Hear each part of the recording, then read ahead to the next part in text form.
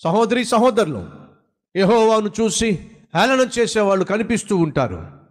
క్రైస్తవ్యాన్ని చూసి హేళన చేసేవాళ్ళు మనకు తారసపడుతూ ఉంటారు. క్రీస్తును చూసి నిందించేవాళ్ళు మనకు కనిపిస్తూ ఉంటారు.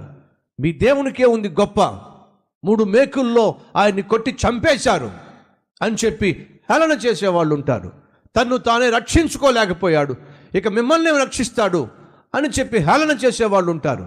ఆ రోజు రోమా సైనికులు కూడా ఆ విధంగానే హేళన చేశారు. ఆ రోజు పరిసయ్యులు, సద్దుకయ్యులు, లేకపోతే ధర్మశాస్త్రోపదేశకులు యేసుక్రీస్తును చూసి హేళన చేశారు.